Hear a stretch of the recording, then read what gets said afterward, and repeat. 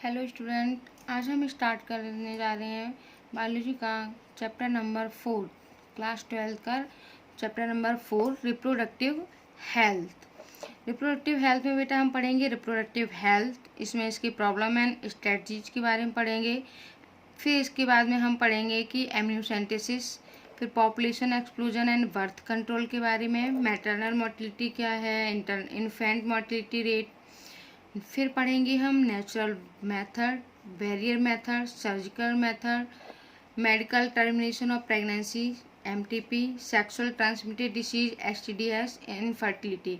और हमारी last topic है in vitro fertilisation and in vivo fertilisation. हम एक एक करके सारी टॉपिक को क्लियर करेंगे। इस चैप्टर में फिगर नहीं है बेटा, आप लोगों को इस चैप्टर को अच्छे से सुनना है। सुनने के बाद में अपनी एनसीईआरटी बुक से इसको खुद से पढ़ना है। आपको आई होप अगर मैं एक्सप्लेन कर रही हूँ एक एक टॉपिक को तो आपको क्लियर हो जाएगा। सबसे पहले हम लोग बात करेंगे कि reproductive health what is main question आपका आता है। पिछले लेक्चर में हमने या चैप्टर में हमने क्या ह्यूमन रिप्रोडक्टिव सिस्टम को क्या किया उसके बारे में पढ़ा, उसके फंक्शन के बारे में पढ़ा। अब हम इसी टॉपिक से रिलेटेड रिप्रोडक्टिव हेल्थ को क्या करेंगे, आगे डिस्कस करेंगे।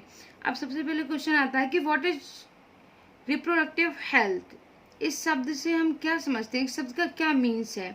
तो इस शब्द का जो मतलब है कि जो हेल्दी रिप्रोडक्टिव ऑर्गन्स और उसके नॉर्मल फंक्शन, जो ह्यूमन बॉडी में हेल्दी रिप्रोडक्टिव ऑर्गन्स होते हैं और उनके क्या क्या नॉर्मली वो किस तरीके से फंक्शन करते हैं। इसका एक ब्रॉड पर्सपेक्टिव भी है जो इंक्लूड करता है कि रिप्रोडक्शन के इमोशनल और सोशल एक्सपेक्ट को, उसके पहलुओं को। अब मैं बात करते हैं कि world health organization WHO, world health organization WHO के अकॉर्डिंग बात करें तो रिप्रोडक्टिव हेल्थ का मीन्स है कि रिप्रोडक्शन के सभी एस्पेक्ट, मतलब रिप्रोडक्शन के सभी पहलू, जैसे जिसमें आएंगे आपके फिजिकल, इमोशनल, बिहेवियर और सोशल, टोटल वेलबींग, सारे आपके ये सारे आ जाएंगे किसमें, रिप्रोडक्टिव हेल्थ के मीन्स में। अब हम बात करते हैं कि हमारे समाज में, इसलिए ऐसे समाज में जहाँ पर रिप्रोडक्टिव हेल्दी समाज कहा जा सकता है, एक ऐसे समाज की हम बात करने जा रहे हैं कि जिस समाज को रिप्रोडक्टिवली हेल्दी समाज कहा जा सकता है, जिसमें लोगों को क्या है, रिप्रोडक्टिव ऑर्गेन्स फिजिकली और फंक्शनली सामान्य हो और उनके जो सेक्स रिलेटेड सभी पहलुओं में क्या है, उनकी इमोशनल और बिहेवियर क्रियाएं प्रतिक्रियाओं को क्या हम सामान्य रूप से देख सकें।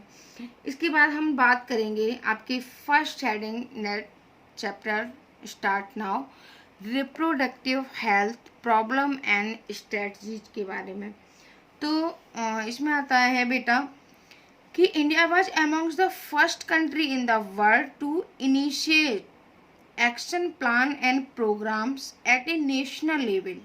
मतलब विश्व में भारत ही एक पहला देश ऐसा है जिसमें टोटल रिप्रोडक्टिव हेल्थ को क्या है, एक सोशल गोल के रूप में क्या है, प्राप्त करने के लिए नेशनल लेवल पर एक्शन प्लान और प्रोग्राम की क्या की गई, शुरुआत की गई। India is the first country in the world to initiate family planning program in 1951. In 1977 is changed into family welfare program to improve the quality of life pupil, reproductive and child health care RCH programs। मतलब इन programme को family planning के नाम से जाना जाता है। इसकी जो शुरुआत हुई थी वो कहाँ हुई थी, 1951 में हुई। तो पिछले डिकेड्स में की अगर मैं बात करूँ, पिछले डिकेड्स में समय समय पर क्या किया गया है, इनका असाइनमेंट भी किया गया है। रिप्रोडक्शन से संबंधित और भी क्षेत्रों में इसमें शामिल करके एक इम्प्रूवमेंट प्रोग्राम की शुरुआत की गई, जिसे हम क्या बोलते हैं, reproductive and child health care program, जिसको शॉर्ट फॉर्म में क्या बोलते हैं, RCH। इन प्रोग्राम्स की अगर मैं बात करूं कि इन प्रोग्राम्स में रिप्रोडक्टिव संबंधी विभिन्न जितने भी पहलू हैं, विभिन्न प्रकार के पहलुओं के बारे में लोगों को क्या किया गया है, जागरूक किया गया है। रिप्रोडक्टिव हेल्दी समाज तैयार करने के लिए अनेक सुविधाओं को क्या किया गया है, प्रोत्साहन दिया गया है। जैसे कि ऑडियो विजुअल और प्रिंट मीडिया की हेल्प से government and non government agency ने क्या किया है, जनता के लिए रिप्रोडक्शन संबंधी पहलुओं के प्रति जागरूकता पैदा करने के लिए क्या किए गए, अनेक उपाय किए गए। जैसे आप लोगों ने देखा होगा कि पहले गांव वगैरह में टीवी नहीं होती थी, तो रेडियो पे क्या किए जाते थे, एडवर्टाइजमेंट दिया जाता था। बीच में सॉन्ग आ रहा है, सॉन्ग से बीच में क्या उन्होंने प्ले कर दिया, एडवर्टाइजमेंट, ताकि जो गाँव में रहने वाले जो जनता है, जो हमारे समाज में रहने वाले लोग हैं, इन चीज़ों को रिप्रोडक्टिव हेल्थ के बारे में समझ पाएँ, जान पाएँ। आई होप आपको क्लियर हुआ होगा। अगर मैं उपयुक्त सारी सूचनाओं को प्रसारित करने के लिए मैंने आपको जैसे बताया कि पेरेंट्स, क्लोज रिलेटिव, शिक्षक एवं मित्रों यानी फ्रेंड्स का क्या रहता था, बहुत ही एक मेन रोल प्ले करते थे। अगर मैं स्कूल की बात करूं कि स्कूल में सेक्स एजुकेशन की स्टडी को क्या किया जाता था, बढ़ावा दिया जाता था, ताकि जो युवा हैं उन सभी को क्या मिल सके, जानकारी मिल सके। और बच्चे क्या है, सेक्स संबंधी सभी पहलुओं के बारे में फैले मिथ्स पर क्या करें, विश्वास ना करें। मिथ्स मतलब मिथ्या, जो फालतू की बातें की जाती हैं कि नहीं इससे ऐसा हो जाता है, वैसा हो जाता है, ये सारी चीज़ें। उन्हें सेक्स संबंधी जितनी भी गलत धारणाएं थी, जो मिसकॉन्सेप्शन थे, उनसे क्या हो सके, छुटकारा मिल सके। आई होप आप सोच सकते हैं कि आपकी 12th क्लास में रिप्रोडक्शन और रिप्रोडक्टिव हेल्थ जैसे चैप्टर गवर्नमेंट ने दिए हैं। क्यों दिए गए, ताकि आप आने वाली जो जनरेशन है, आगे वाले जो टाइम में आपको रिप्रोडक्टिव हेल्थ के बारे में, रिप्रोडक्टिव ऑर्गन्स के बारे में क्या हो, पूरी अच्छी तरह से जानकारी हो, ताकि जो भविष्य में लोग गलतियां करते हैं, ऐसी गलतियों से क्या हो सके, बच सकें। लोगों में स्पेशली एडोलेसेंस ग्रुप की मैं बात करूं तो जो रिप्रोडक्टिव ऑर्गन है, एडोलेसेंस और उनसे संबंधित होने वाले जो चेंजेज हैं, safe and hygiene sexual practice, sexually transmitted disease हो, एड्स आदि के बारे में उनको क्या मिल सके बेटा, जानकारी मिल सके, जिससे कि उनकी जो लाइफ है, उनकी जो रिप्रोडक्टिव लाइफ है, वो कैसी हो सके, हेल्दी रह सके और वो डिसीज से बच सकें। अगर उन्हें सारी नॉलेज होगी, सारी जानकारी होगी, तो वो इन सारी डिसीज से क्या हो जाएंगे, बच जाएंगे। अगर मैं बात करूं कि स्पेशली लोगों में फर्टाइल कपल या मैरिज एज ग्रुप को निम्न तरीके से क्या किया गया है, शिक्षित करना चाहिए। अगर मैं आपको बताऊं कि जैसे कि बर्थ कंट्रोल ऑप्शन, उसमें क्या आ जाता है बर्थ कंट्रोल ऑप्शन, जैसे कि family planning refers to practice that help individual to attain certain objective, जैसे कि to avoid unwanted birth, to bring about wanted birth, to regulate the interval between pregnancy and to determine the number of children in family, जैसे कि care of pregnant के, अगर birth control के option के बारे में, और फिर केयर ऑफ प्रेग्नेंट मदर की किस तरीके से केयर करनी चाहिए, मदर है उनके बच्चों को पोस्ट नेटल केयर कैसी मिले, ब्रेस्ट फीडिंग के महत्व को, मेल एंड फीमेल चाइल्ड की जो इक्वली अपॉर्चुनिटी भी मिलनी चाहिए। इसके बेस पे आपके ने देखा होगा कि टीवी में बहुत सारे एडवर्टाइजमेंट जैसे दिए जाते हैं, जिसमें दिखाया जाता है कि mothers and post natal care कैसी होनी चाहिए, प्रेगनेंसी के टाइम पे मदर की केयर किस तरीके से करनी चाहिए, ब्रेस्ट फीडिंग का क्या महत्व है। लोग इस चीज़ को समझते ही नहीं थे कि जो मदर का जो फर्स्ट मिल्क होता है वो बेबी के लिए कितना इम्पॉर्टेंट है, लोगों को ऐसी बारे में जानकारी नहीं थी। तो ये सारी चीज़ों को, और मेल और फीमेल के चाइल्ड में इक्वल अपॉर्चुनिटी होनी चाहिए, यानी कि जो लोगों में ये फैला हुआ था कि नहीं अगर लड़की है तो मतलब सही नहीं है, अगर लड़का ये होना चाहिए, तो इस सेक्स डिटर्मिनेशन की जो भावना थी लोगों के अंदर, ऐसे लोगों के अंदर जो समाज में लड़कियों को जगह नहीं देते, उन लड़कों को प्रायोरिटी ज़्यादा देते हैं, तो ऐसे महत्व पे क्या किया गया है बेटा, सारे में लोगों को शिक्षित किया गया है। और इस शिक्षा के जागरूक से क्या हुआ गया, एक स्वस्थ परिवार का हमारी गवर्नमेंट ने यहाँ मिलके क्या किया है, इसका एक फॉर्मेशन किया है, निर्माण किया है। अब होती है कि जो कुछ अनकंट्रोल पॉपुलेशन ग्रोथ से होने वाली कुछ समस्याएं हो जाती हैं, जैसे सोशल एविल्स, जैसे sex abuse and sex related crimes आदि के बारे में जागरूक पैदा करने की क्या होती है, आवश्यकता होती है, ताकि लोग क्या करें, इन्हें रोकने में एवं सोशली रिस्पॉन्सिबल और हेल्दी सोसाइटी तैयार करने में के बारे में क्या विचार करें, उसके बारे में सोचें, और एक क्या है उसके बारे में एक आवश्यक कदम भी उठाएं आगे जाके। आई होप आपको यहाँ तक क्लियर हुआ होगा। To improve the quality and life people, reproduction and child health care program, ये सारे प्रोग्राम इसीलिए चलाए गए ताकि लोगों को जागरूक किया जा सके। रिप्रोडक्टिव हेल्थ को अगर हम फॉरगेटिंग रिप्रोडक्टिव हेल्थ विभिन्न एक्शन प्लान की सफलतापूर्वक अगर हम लागू करने की बात करें तो इसमें जो infrastructural facilities, professional expertise and maternal support की क्या होती है, रिक्वायरमेंट होती है। अगर मैं बात करूं कि जो जितने भी लोगों के संबंधी रिप्रोडक्टिव संबंधी जो भी प्रॉब्लम्स हैं, जैसे कि अगर प्रेगनेंसी, डिलीवरी, एसटीएच मतलब sexually transmitted disease, abortion, contraception, menstrual problem या इनफर्टिलिटी आदि के बारे में अगर ये सारी प्रॉब्लम्स हैं तो हमें क्या करना चाहिए, चिकित्सा में मतलब हॉस्पिटल जाना चाहिए और चिकित्सक की क्या हेल्प लेनी चाहिए एवं सहायता एवं उनकी क्या है देखभाल उनके लिए उपलब्ध करवाना चाहिए। ये सारी रिप्रोडक्टिव हेल्थ से रिलेटेड सारी प्रॉब्लम्स हैं। समय समय पर बेहतर ऐसी टेक्निक और नई स्ट्रेटजीज को लागू करना जरूरी है। क्यों क्यों जरूरी है, ताकि जो इन्फिशेंट के रूप में लोगों में क्या किया जा सके, लोगों की हेल्प की जा सके, उनकी देखभाल की जा सके।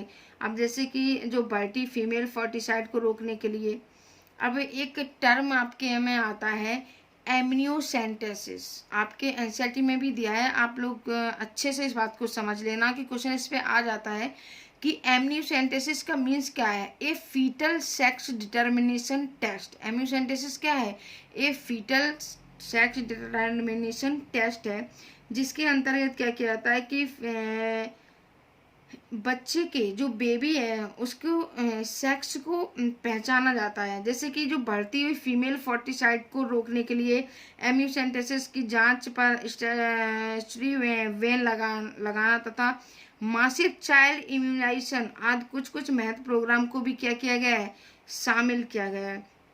अब एम्यूसेंटेसिस आपने सुना होगा कि बच्चे के जो लिंग परीक्षण पे, जो बच्चों का लिंग परीक्षण टेस्ट करवाते थे लोग, उस पर क्या किया है, गवर्नमेंट ने बैन लगा दिया है।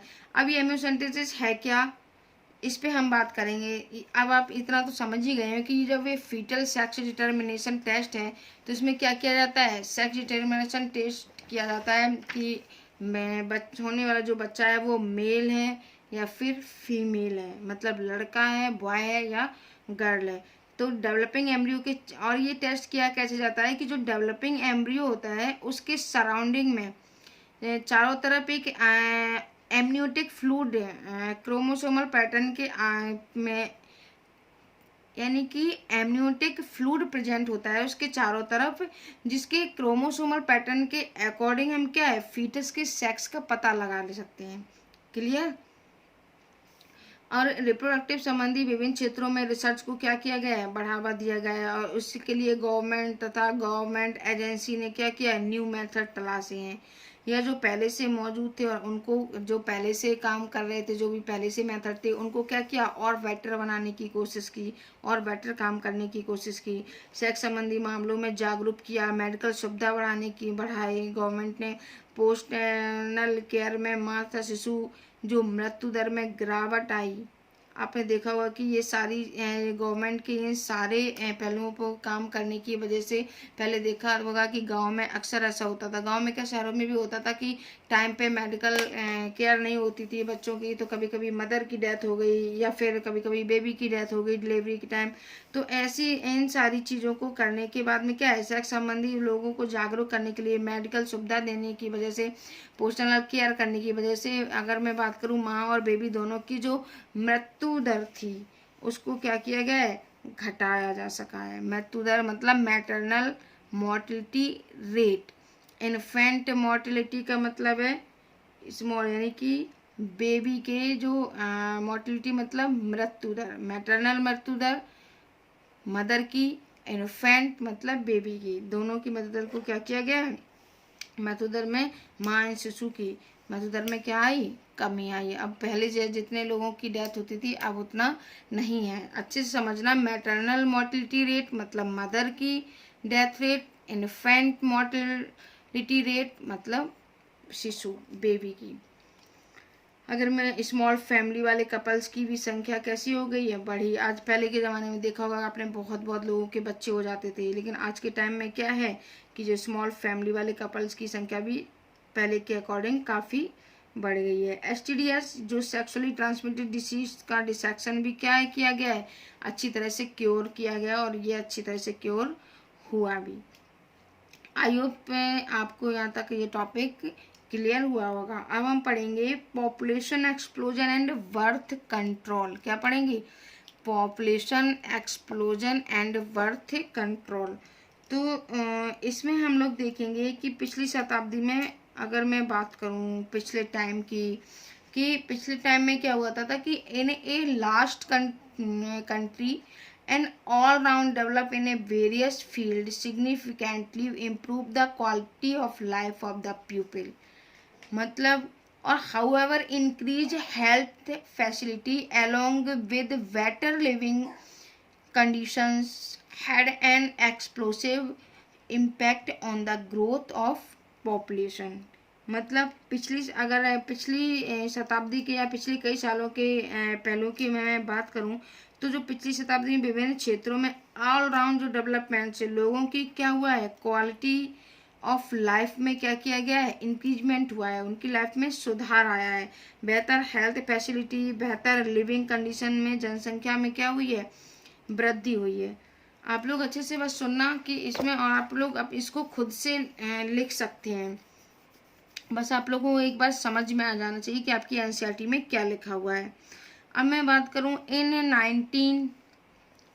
1900 की बात मैं करूं तो मैं पूरे वर्ल्ड की बात करूं, पूरे वर्ल्ड की जो जनसंख्या थी, जो संख्या थी वो कितनी थी, 2 बिलियन थी, जो कि 2000 में 6 बिलियन हो गई। आप देख सकते हैं कि 1900 में यानी कि 19,000 में कितनी 1900 में पूरे विश्व में जनसंख्या कितनी थी, 2 बिलियन थी, एंड 2000 में 6 बिलियन हो गई। हमारी जो जनसंख्या थी, जो देश की आज़ादी के समय 350 बिलियन थी, सॉरी बिलियन नहीं मिलियन थी, 350 मिलियन थी, और मई 2000 में 1 बिलियन से ऊपर पहुंच गई। यानी कि इसका मतलब है कि आज दुनिया का हर 6 जो मैन है वो क्या है, भारतीय है। इसका मतलब क्या है कि दुनिया का, हमारे वर्ल्ड का जो हर 6 मैन है वो क्या है, 6 का मतलब 6 आदमी है, वो कौन सा है, वो भारतीय है। इसका संभवतः कारण क्या है, death rate, maternal mortality rate, infant mortality rate का घटना तथा साथ ही रिप्रोडक्टिव एज ग्रुप के लोगों की संख्या में क्या हो गई है, वृद्धि हो गई है। संख्या में क्या हो गई, संख्या में ये बढ़ गए हैं। इसका सबका जो संभवतः एक रीजन है वो क्या है, आपको जैसे मैंने आपको बता दिया है कि क्या है, death rate, maternal mortality, infant mortality rate. हालांकि अगर मैं बात करूं कि अपने जो RCH प्रोग्राम है के माध्यम से इस जनसंख्या की दर को क्या है, दर में कमी तो की, लेकिन कमी नाम मात्र की हुई, मतलब बहुत ही थोड़ी सी कमी हुई। बहुत ज़्यादा ये बोलूँ कि बहुत ज़्यादा कमी हुई है तो बहुत ज़्यादा कमी नहीं हुई है। और जैसे कि हालांकि हमने अपने RCH प्रोग्राम के माध्यम से फिर अच्छा हम बात करते हैं कि जो 2001 की जनगणना, आपने देखा होगा कि कई सारे सेंसस हुए। सेंसस का मतलब होता है जनगणना। 2001 की कई सेंसस के अकॉर्डिंग मैं बात करूं कि यह जो इंक्रीज, लगभग इंक्रीज कितना हुआ, 1.7, दैट इज 1 यानी कि 1/1000 पर ईयर। 17 इसका मतलब आपकी एनसीईआरटी में दिया गया है, इसको आप लोग बहुत अच्छे से समझ लेना कि 2001 census report the population growth rate was still around 1.7%, that is 7/1000 per year. 17/1000 per year थी। इस वृद्धि दर से हमारी जनसंख्या वो क्या हो गई, 33 ईयर्स दोगुनी हो सकती है। 33 वर्षों में अगर मैं बोलूं किस तरीके से अगर जनसंख्या बढ़ती रही तो 33 वर्षों में ये जनसंख्या कितनी हो जाएगी, दोगुनी हो सकती है। इस प्रकार की जो अलार्मिंग ग्रोथ रेट से जो बेसिक रिक्वायरमेंट की थी एब्सोल्यूट सोसाइटी एब्सोल्यूट स्कार्सिटी हो सकती है, जैसे कि फूड, शेल्टर तथा क्लॉथिंग। भले ही इन क्षेत्रों में हमने बहुत महत्वपूर्ण बेटा आगे प्रगति कर ली हो, बहुत आगे बढ़ गए हो, लेकिन फिर भी इन सब चीज़ों की क्या हो जाएगी, कमी हो जाएगी। जैसे कि क्या है, फूड, शेल्टर एंड क्लॉथिंग। इस प्रकार जो गवर्नमेंट पर एक दबाव था कि इस प्रकार की पॉपुलेशन ग्रोथ को रेट को क्या किया जाए, काबू किया जाए, क्योंकि ग्रोथ जैसे जैसे ग्रोथ बढ़ती जाएगी हमारे देश में फूड की कमी हो जाएगी, क्लॉथ की कमी हो जाएगी। और क्यों ये सारी प्रॉब्लम किस वजह से होने वाली थी, ताकि हमारे देश की जो पॉपुलेशन ग्रोथ रेट है वो क्या हो रहा था, इंक्रीज हो रहा था। और इन सारी प्रॉब्लम से निपटने के लिए एक महत्वपूर्ण उपाय था क्या, स्मॉल फैमिली को क्या करना, बढ़ावा देना। और उस स्मॉल फैमिली को बढ़ावा देने के लिए किसका यूज करना, कॉन्ट्रासेप्टिव मेथड का प्रयोग किया जाए। अब ये कॉन्ट्रासेप्टिव मेथड जैसे कि मीडिया, पोस्टर, बिल्स में, एडवर्टाइजमेंट में देखा होगा, जहाँ आपने कि हैप्पी कपल के साथ 2 बच्चे, कभी आपने देखा होगा कहीं बस में और कहीं आप जा रहे हो ऐसे पार्क वगैरह में देखा होगा, वॉल पे क्या है, पोस्टर लगा दिए जाते हैं। पोस्टर में क्या होते हैं, हैप्पी कपल को दिखाते हैं, 2 बेबी को साथ में, और एक स्लोगन भी लिखा होता है। आपने देखा होगा कि स्लोगन जो 1970 में स्लोगन बाज, फर्स्ट स्लोगन जो दिया था स्मॉल फैमिली फॉर्म का, वो 1970 में स्लोगन बाज 2 या 3 बस। सबसे पहले सबका स्लोगन क्या था, 2 जो आया था आपका 1970 में स्लोगन। इसके बाद में 1980 में स्लोगन आया कि सन और डॉटर टू विल डू, मतलब हम दो हमारे दो, सेकेंड आफ्टर 3 इयर्स। ये किस में आया, सेकेंड आफ्टर 3 इयर्स में आया। कई कपल्स ऐसे हैं जो mostly young, urban, working, one आदि से 1 चाइल्ड नॉर्म को क्या किया गया है, अडॉप्ट किया है। और जैसे आपने देखा होगा कि मैरिज की जो स्टैट्यूटरी एज स्त्री के लिए जो थी वो कितनी थी, 18 वर्ष, या पुरुष के लिए कितनी सुनिश्चित की गई, 21। इस समस्या से निपटने हेतु कपल्स को क्या है, स्मॉल फैमिली अपनाने के लिए क्या किया गया है, इंसेंटिव दिया जाता था। अब हम लोग देखते हैं कि कुछ कॉन्ट्रासेप्टिव पिल्स हैं जिनके बारे में हम पढ़ेंगे कि वो कॉन्ट्रासेप्टिव पिल्स किस तरीके से हमारे यूज करने के लिए गवर्नमेंट ने बढ़ावा दिया है। बोल सकते हैं कि method which prevent unwanted birth और programme all called contraceptive method, मतलब method which prevent unwanted birth to pregnancy are called contraceptive method. यानी कि 2 टाइप से हो सकते हैं। ये तो हो सकता है ये टेम्परेरी मेथड, जिसको बोलेंगे हम स्पेसिंग मेथड बोलते हैं, और दूसरा होता है आपका टर्मिनल मेथड। अब इसमें देख सकते हैं कि जो कॉन्ट्रासेप्टिव मेथड है बेटा, वो आसानी से उपलब्ध नहीं होते हैं। अगर मैं आम तौर पे बात करूं कि इनको कैटेगराइज किया गया है, natural, traditional, barrier, IUDs, oral contraceptives, injectable, implants and surgical method. तो इन सब में हम सबसे पहले देखते हैं टेम्परेरी मेथड, स्पेसिंग मेथड, जिसमें आपके ये सारे मेथड आ जाएंगे, जैसे कि केमिकल मेथड, बैरियर मेथड, और क्या बोलते हैं IUCD, ये सारे हैं। तो हम एक एक करके हम इनको अच्छे से देखते हैं। तो सबसे पहले हम लोग देखेंगे कि नेचुरल मेथड। नेचुरल मेथड में इसमें क्या किया जाता है कि एग को स्पर्म से डेफिनेटली मिलने नहीं दिया जाता है। नेचुरल मेथड में क्या है, natural method work on the principle avoiding chance of ovum and sperm meeting. इसमें ओवम और स्पर्म को मिलने से क्या किया जाता है, रोका जाता है। अब बात की जाती है पीरियोडिक एब्स्टेंस की, जिसमें कपल को क्या किया जाता है, मेंस्ट्रुअल साइकिल के 10वें से लेके 17वें दिन के बीच में क्वाइटस नहीं करना चाहिए, जिससे ओवुलेशन का जो एक्सपेक्टेड पीरियड माना जाता है वो क्या हो जाएगा, एक्सपेक्टेड पीरियड। मतलब मैंने मेंस्ट्रुअल साइकिल पढ़ाया, उसमें आपको मैंने बताया भी है कि जो 10 से लेके 17 डे वो डिपेंड करता है कि मेंस्ट्रुअल साइकिल कितनी है। अगर 28 डे की है तो 10 से 17 डे के बीच में क्वाइटस क्या है, नहीं करना चाहिए, जिससे कि क्या हो, आपको पता है कि 14 डे पे क्या होगा, ओवुलेशन होगा, और क्या होगा, इससे एक्सपेक्टेड यानी कि फर्टिलाइजेशन हो सकता है। इसलिए इसको क्या करना चाहिए, अवॉइड करना चाहिए। ओवुलेशन इज एक्सपेक्टेड पीरियड माना जाता है, इसलिए इस टाइम पे क्या है पीरियड के दौरान फर्टिलाइजेशन के जो चांसेस होते हैं वो सबसे ज़्यादा होते हैं। इस टाइम पीरियड को क्या बोलते हैं, fertile period. This is time period is called क्या, फर्टाइल पीरियड। इस तरह क्वार्टर्स ना करने से जो कॉन्सेप्शन से वो क्या क्या है, बचा जा जाता है, मतलब अनवांटेड प्रेगनेंसी से बचा जा सकता है। दूसरा आता है विड्रॉ या क्वार्टर्स इंटरप्ट, मतलब इसमें जो मेल है वो मेल को क्वार्टर्स के दौरान, या हम बोल सकते हैं कि क्वार्टर्स करने के दौरान जो इजैकुलेशन से ठीक पहले, मतलब सीवन के इजैकुलेशन से ठीक पहले वेजाइना से पेनिस को क्या करना चाहिए, बाहर निकालना देना चाहिए, मतलब इंसेमिनेशन से बचा जा सकता है। इस तरह से करने से क्या किया जा सकता है, इंसेमिनेशन से बचा जा सकता है। नेक्स्ट ये अब यहाँ तक, अब हम लोग नेक्स्ट लेक्चर में इसके आगे की, जैसे कि लैक्टेशनल एमरोया एंड बैरियर मेथड, आदि मेथड को हम लोग नेक्स्ट लेक्चर में कंटिन्यू करेंगे। Thank you.